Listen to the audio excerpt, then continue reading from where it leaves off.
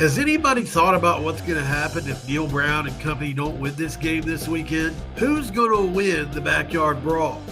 This is a Locked On West Virginia and Locked On ACC crossover episode.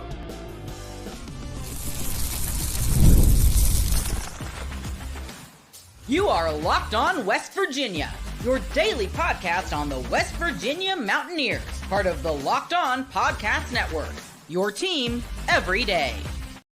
Shout out to the everydayers. We are simulcast, Locked On ACC, Locked On West Virginia. I am Alex Dono.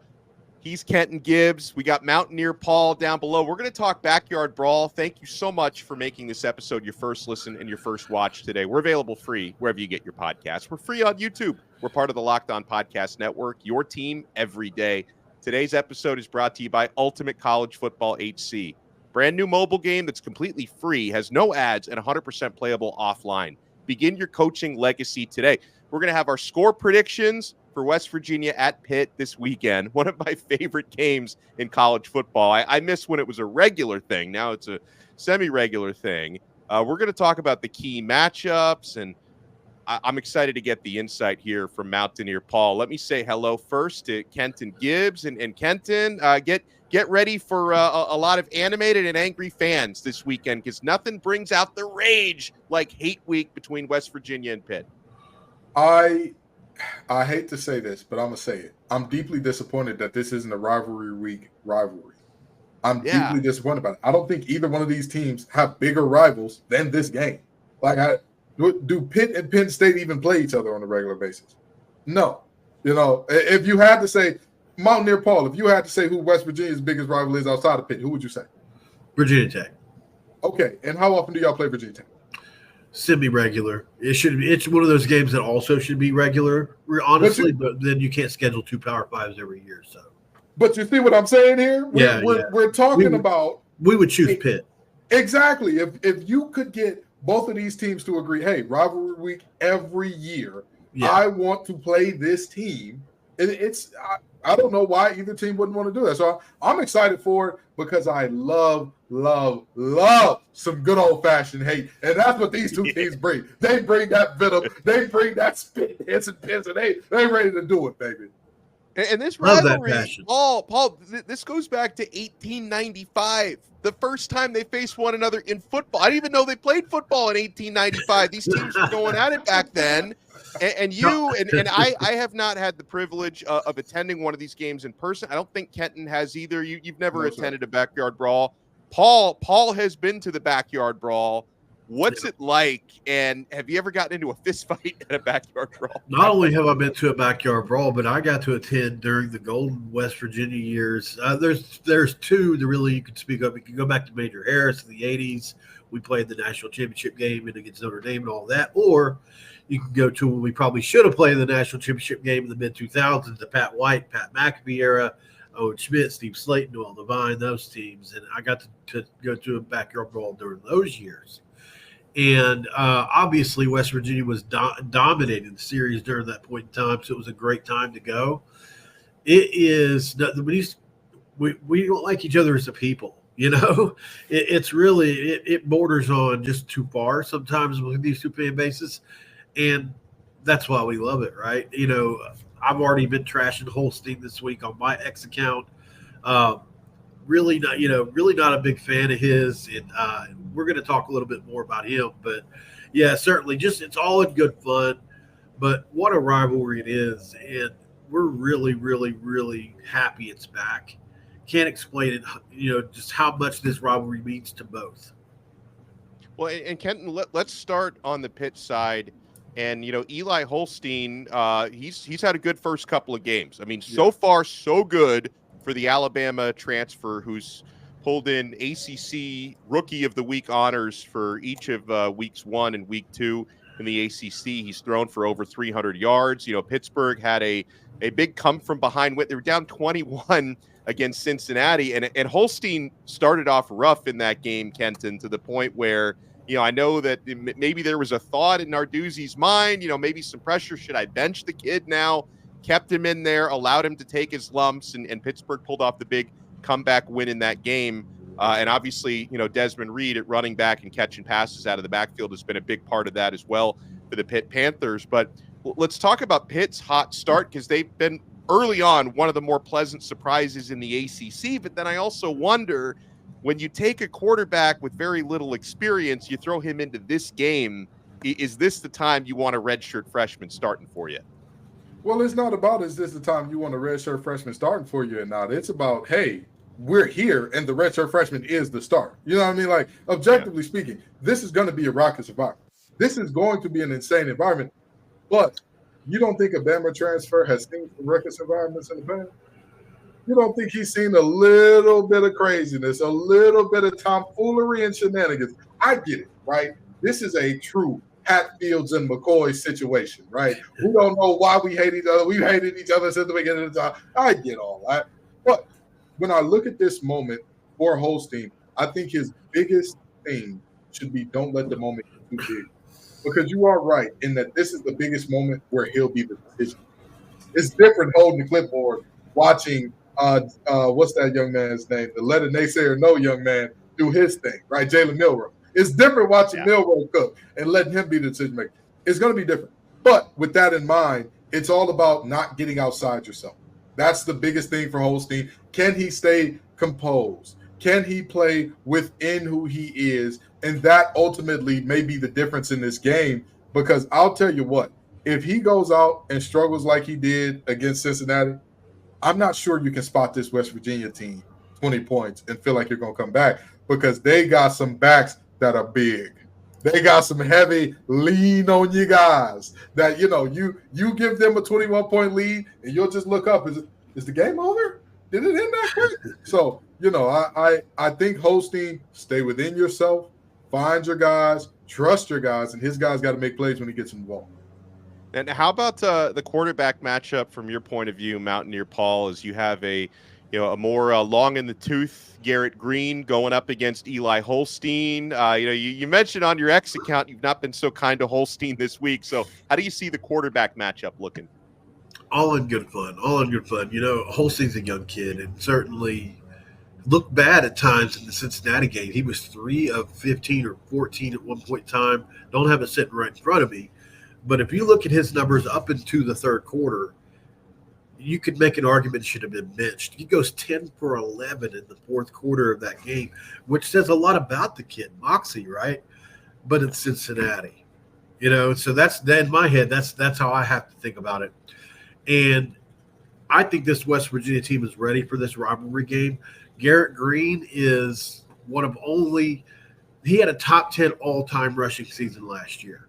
Over 700 yards, 13 touchdowns on the ground. He's truly a true dynamic Lamar Jackson-esque type runner of the football. He can do it.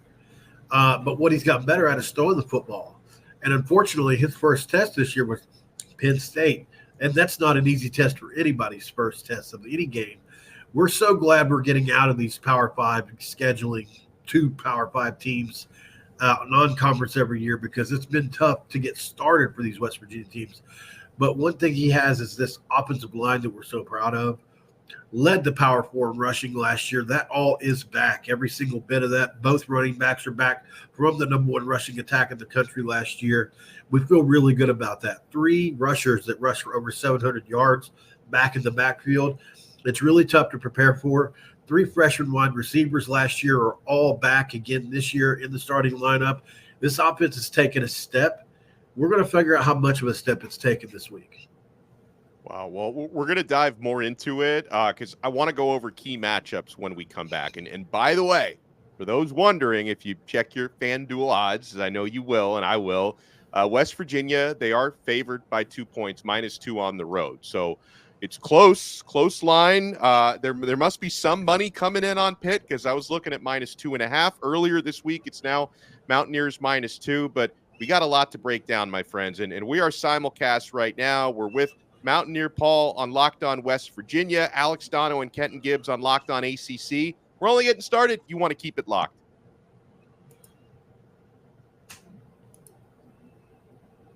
Oh, I already know you're keeping it locked to Ultimate College Football HC. This is the new mobile game and simulation that sweeping the nation. And guys, I'm addicted to this. I think you're going to love this game as much as I love it. In this game, you get to step into the shoes of a head coach and lead your college football team to glory. Can you imagine actually being the head coach of the Pitt Panthers or the West Virginia Mountaineers? From recruiting players and hiring coaching staff to overseeing training camps and handling scholarships, you control every crucial detail of your program. It's all in your hands. Here's what I really love about the game. You're responsible for calling offensive plays during games. Your strategy will not only determine the success of your football season, but it's going to shape the future and legacy of your program. Ultimate College Football HC is completely free, has no ads, and is 100% playable offline. You can play on the go when you want to, where you want to. And of course, we have a special offer for Locked On ACC and Locked On Mountaineers fans. Use the promo code Locked On CFB, all caps, inside the game store to receive a free boost to your program. Make sure to take advantage of this perk as it's going to get your team off to a strong start. To download the game, visit ultimate-cfb.com or look it up in the app stores. Ultimate College Football HC. Begin your coaching legacy today. We are also proudly brought to you by Game Time. Guys, if you're looking for tickets to the Backyard Brawl, you're going to find the best deals, including last minute on the Game Time app. This is the only ticket app that we use here on the Locked On Network. And Game Time is a new feature called Game Time Picks that makes getting tickets for your favorite live events even easier. Game Time Picks filters out all the fluff to show you only incredible deals on great seats, so you don't have to waste time searching through thousands of tickets. Guys, I also love the all-in pricing feature that will show you the total upfront with no surprise fees at checkout, the lowest price guarantee on Game Time, and the panoramic views you can get right from your seat in the app before you buy. So take the guesswork out of buying tickets with Game Time. Download the Game Time app, create an account, and use code LOCKEDONCollege for $20 off your first purchase. Terms apply. Again, create an account and redeem code LOCKEDONCollege for $20 off. Download Game Time today. What time is it? Oh, it's game time. Thank you so much for making this Locked On crossover event your first listen and your first watch today. Alex Dono from Locked On Canes, Kenton Gibbs from Locked On Wolfpack. We are Locked On ACC, crossing over with Locked On West Virginia. Mountaineer Paul is here with us. And so, Paul, first things first, what do you think is the most important matchup in this game that could decide whether the Mountaineers come out of Pittsburgh with a win?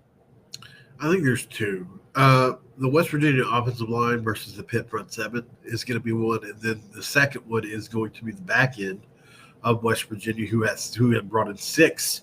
Count them, six. Scream to me that you have a problem with the back end. You go out and get six transfers and bring them in to your back end, and that's what they're trying to figure out right now is who are our best guys in the secondary. They had two that really won jobs in training camp. Unfortunately, they didn't play well against Penn State or against Albany. The four-star Wisconsin quarterback transfer at Albany, Burkett, threw for over 300 yards against West Virginia last week. And trust me, they were burning them deep. They had the Oregon transfer wide receiver, Seven McGee, absolutely burning them last week. So this is an Albany team that absolutely shredded this defensive backfield last week. So I am worried about the defensive backfield, as most are.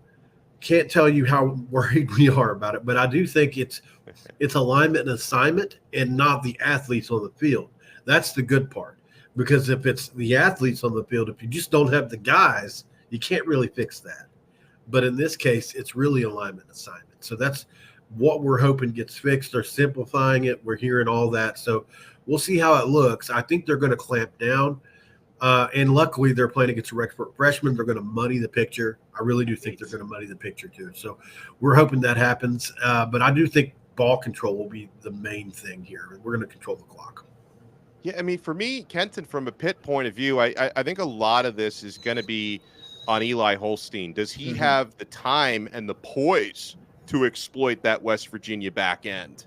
And yes, like you stated earlier, if he starts the game the way he started against Cincinnati, there's probably not a comeback to be had in the same way. So I think having a redshirt freshman playing in this game for the first time, I think is huge. What do you think are going to be key or some of the key matchups? Let me tell you something, okay? I watched West Virginia play in preparation for this because I'm not going to lie to you and say I've been a Mountaineer watcher the last few years. And I had to wipe my eyes a little bit because I said, is that Lindell White and Reggie Bush? in the backfield for West Virginia. Yeah. They've got a good combination of flash and dash in the guys that they got running the ball. And you know who I'm talking about with C.J. Donaldson and Jaheim White. But Pitt comes in with two bad boys of their own to stop them. Those two Mike linebackers that they have in Brandon George and Keith Thompson are absolutely phenomenal. And I know some people would say, well, you need to talk about Braylon Lovelace or Kyle Lewis. And I think that they're important too. But there's something about that Mike and running back matchup that those are going to be the guys that are on the field all the time. You and me, one-on-one, mano-a-mano in the hole or in coverage, that is going to decide this game to me. To me, I don't just worry, hey, is West Virginia going to cover on the back end? I am asking myself, if West Virginia's offensive line looks good, but they do not do a great job of climbing to the second level, right? If they cannot get hands on these backers, what does that look like? Because West Virginia's got two linebackers that themselves average, I believe, is like 6'2", 235 apiece. So, they got some fellas themselves that can lay a little lumber. I'm very intrigued because I think that this is going to be a little bit of a throwback to that old-fashioned football. And I'd love to see the backyard brawl actually look like when football used to be a brawl play in and play out. Paul, something I wanted to pick your brain on from the Mountaineers side of it is this a must-win game in a lot of ways? Because if I look at it from the Pitt side, I can't say it's not, because this is such a big rivalry. I don't think anyone on the Pitt side is going to feel good about losing a backyard brawl. But at the same time, we're talking about a Pitt team that was 3-9 last year. They're already just one win away from equaling last year's win total. I feel like the expectations higher for West Virginia. West Virginia's already lost a game. They didn't look particularly good against Penn State week 1. So do you feel like the Mountaineers have more pressure and that this is probably more of a must-win game for their side? 1,000%. This is a team that won 9 games last year, and they lost the game on a Hail Mary as time expired. They should have won 10 games last year. You can make a case for 11. They lost in the fourth quarter against Ollie Gordon in a game against Oklahoma State. They were ahead by 7 in. So, this is a really good football team that returned 84% of a 9-win team that probably could have won 10 games at least. High expectations, really understatement. This is a team that a lot of people picked to win the Big 12 as a dark horse, similar to the Texas Tech team last year. And the way we looked in that first game against Penn State was truly heartbreaking for a lot of us. But we all know that that's not the be-all, end-all in a football season. We haven't given up on this team. And that offensive line that we expected to come back to life has come back to life. They've got a guy that hasn't a lot of sacking years on the left side, Wyatt Milam. We're really excited about him. But Neal Brown's tenure is really – it's weird. He hasn't won a big game on the road in his tenure in 6 years. You can't say that – I can't look back over the course of 6 years and truly say he's won a big game. Now, this doesn't, in my opinion, count as what Penn State was, and that's a big game, a top 25 win, right? So this is going to be a game that if he loses is going to do a way more damage than if he wins. It's in the position if you win, you were supposed to. If you lose, it's an upset, and it's going to do way more harm than good for him. And this is a guy that is firmly off the hot seat, even though he was on the hot seat, but he's not far from the hot seat because expectations are so high this year. Everybody's, not everybody, but a lot of people were picking this team as a dark horse. And the expectation was 8 to 10 wins for this team. That's just what it was. So that's what we got to get to. Kenton, was I selling the Panthers short on my expectation? How much pressure do you think is on Pitt to win this game, especially after the season that Narduzzi and company had last year? There's always pressure in a rivalry. I don't care if you're terrible and your rival is good. It's always pressure in a rivalry. There is not a time where you look at a situation like this and say, oh, yeah, it's okay. You can lose to this team and everything will be fine. I've seen, Donald, you and I have seen rivalries that are so lopsided, there's no shot. There's no shot. And in those only, is there like an excuse, right? Is there like hey, it's okay. Georgia Tech doesn't get mad at losing to Georgia these days. They're not like, oh, we need to call a referendum. We lost. But every rivalry where you're perceived to be on the same level, yeah, damn right there's pressure. Nobody. It's a one-game season. Exactly. It's a one-game season. And I'll tell you what, because of Pitt and West Virginia and how close they are and how things are in that world, we've already talked about the fact neither one of these teams have a rival that comes even close to this. It's going to be 365 days. Hey, remember that time we kicked your ass? Hey, remember that time we showed up? Man, back in Heinz Field, I don't care what they call it now. His mama named him Heinz Field. I'm going to call him Heinz Field. Back in Heinz Field, when we whooped the wheels off y'all boys, oh, man, that was a great time. Great time. Anywho, how's the wife and kids? That's just kind of how that thing works out. So regardless of what pressure you believe there to be on our dudes or not, right, we know he's the last ever coach to be a coastal coach to win an ACC championship. We get it. We know that that's big time and all that. Kenny Pickett ain't walking through that door. Jordan Addison ain't walking through that door. This is a different team. You have to keep this momentum rolling. And this game is going to be a very important stop in that, because when you look going forward, they have a lot of winnable games after this. But think about the difference between how your fan base feels going into the North Carolina game in a couple weeks at 4-0 versus 3-1 with a loss to your most bitter of rivals. It has been a great 362 days, by the way, for West Virginia. That's how you know he been out. Because I said 365. He said, actually, we're a little short. We're a little short. We on the way. He counts. He knows. He knows. Well. By the way, we're going to get our predictions when we come back. I want to mention, because when I checked FanDuel before the show, it was West Virginia -2. I checked FanDuel just now during the show because I basically have notifications anytime a line changes. Kenton knows this about me. He's a degenerate. It's now West Virginia -1.5. Do the Sharps know something? Are the Sharps bullish on the Pitt Panthers? We'll give you our predictions when we come back. You want to keep it locked right here, my friends. We're nowhere near done yet on this crossover event. Locked on ACC, Locked on West Virginia. You want to keep it locked. And I already know you're keeping it locked to FanDuel. If you're like me, you're checking the odds 24 hours a day. You want to place a wager on that Backyard Brawl. West Virginia favored -1.5. Pitt +1.5. Get your action now. And also here on FanDuel, America's #1 sportsbook, we have something a little different for you right now. Through September 22nd, all FanDuel customers can bet $5 and get a 3-week free trial of NFL Sunday Ticket from YouTube and YouTube TV. A free trial on that is an absolute value. Then with a YouTube TV base plan, you'll be able to watch every regular season Sunday afternoon out-of-market game.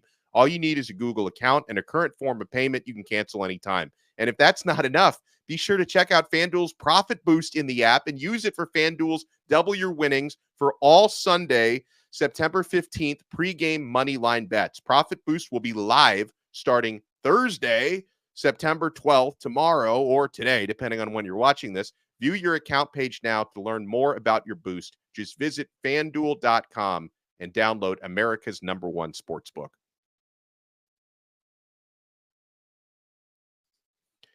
Backyard Brawl, since 1895. They're going to do it again this coming Saturday. West Virginia is going to go for 2 in a row in this series.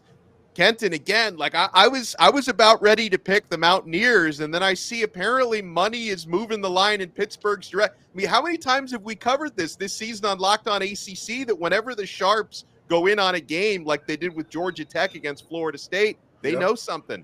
Yeah, they did the same thing last week with NC State and Tennessee as well. The Sharps start moving things, and all of a sudden, I started to get a little concerned. And I'm not going to lie, we're going to go 3 for 3 riding with the Sharps here. There's something I'm Mountaineer Paul, you're my guy. I've thoroughly enjoyed this episode. I was going to pick West Virginia coming in, but you talked me out of it, Paul. You talked me out of it. What do you mean your head coach ain't got a big win on the road in 6 years? What's going on? That with the combination of the Sharks. Originally, I had this thing being 23-20 West Virginia, but I think I'm going to flip it. I think I'm going to go ahead and flip it on over to the Panthers side. 23-20, Pitt Panthers pull out a really close one. I'm riding with the Sharps. I'm sorry, Paul. I got to break your heart, brother. I've got to do it. Real quick, but before I give Paul the final word with his pick, I'm going to partially agree with Kenton. I am going to have I am going to have Pitt edging out a win here. I'm going to go 33-30. I think this game's going to go over the 60. I think it's going to be a little bit higher scoring. And so, and honestly, for anyone, like if you're going to bet West Virginia, you would probably want to bet the spread because the money line is not going to look as well. Let me actually bring up the odds here on FanDuel so I know exactly what I'm looking at. So yeah, so if you want to bet, if you wanted to bet money line West Virginia, it's -126. If you think West Virginia is going to win, you probably go -1.5 on the spread. Where if you're going to bet Pitt, you would want to go money line because it's such a small number now. So +105. So I'm going to go with Pitt to edge it out, but I'm going to give Mountaineer Paul the final word. Who wins? What's your final score? Well, West Virginia is just better in a few key areas. They got a way, but in my opinion, much better offensive line, and I don't think that's up for debate. West Virginia's probably got the best offensive line in the Big 12. It can be debated. Best running back tandem possibly in the Big 12. Definitely a better quarterback in this game, and those combination of those three things, I think puts West Virginia over the top. The back end worries me, but I think they're going to be able to outscore Pitt if it comes to that. I like the 33-30. I'm with Kenton. I want it to feel like an old school backyard brawl. So I'm going to be in the middle of you guys, 29-26, West Virginia on a walk-off. That would feel really good during Backyard Brawl week. And possibly, because who knows how the schedule's going to line up, maybe we just keep it to perpetuity. I don't know. But for now, at least until we figure out the schedule, West Virginia wins the Backyard Brawl and keeps those bragging rights for just another year. Well, y'all heard it here first. The better is going with the over, but me and Paul, give me that under, baby. Give me that under. Give me a slugfest out there in Pittsburgh. Well, and you know what? I just realized the over also went up. So actually my score would be a half point under. So I was looking at around 60 early. Now it's over under 63.5. So I guess we're all going under technically. I guess we all taking that under. Well, and here's something that should make Paul feel pretty good. The last time Kenton and I did a crossover for an out-of-conference game, he and I were on with the Locked On Vandy host, and we predicted a Virginia Tech blowout, and Vandy beat Virginia Tech. So, Paul, if that trend continues, West Virginia is going to be in good shape this weekend. Yeah, at least. But the one major thing is the expectations for Vandy versus the expectations for us. Hopefully we can live up to some expectations here because we need this win. We really do. 1 and 2 come in, and not to keep the show going any longer than it needs to, but if you look at the schedule for West Virginia coming up, they've got 5 or 6 ranked teams on the schedule over the next 7 games, I think. You've got Arizona, Kansas State, Iowa State coming up, Oklahoma State, Kansas State. Like, it's truly a murderer's row for us. This can't be much more than a must-win than I can even consider. So, well, and also Mountaineer Paul, obviously people are watching this on your channel, but for those watching on Locked On ACC, you're brand new to this network. You've only been on Locked On for a couple weeks, so let people know what they can find on Locked On West Virginia. Yeah, love to cover the Mountaineers. Love to cover the Big 12 as well when I can, and even we'll branch out to some national stuff when it is able to. But mostly this is a West Virginia channel. We cover all sports, but mostly the major ones, basketball and football on both sides, women's as well. So those are the major ones that we cover there. Love to talk West Virginia sports, and that's what we do. I love it. And of course, for those watching on Locked On West Virginia, if you ever want to hear Kenton and I make questionable predictions on games, you can find that on Locked On ACC. So thanks to everyone for watching and listening. And by the way, make sure you subscribe. Subscribe to Locked On West Virginia. Subscribe to Locked On ACC on Apple Podcasts, Spotify, on YouTube, wherever you get your pods. And we'll talk to you guys next time right here on the Locked On Podcast Network. Your team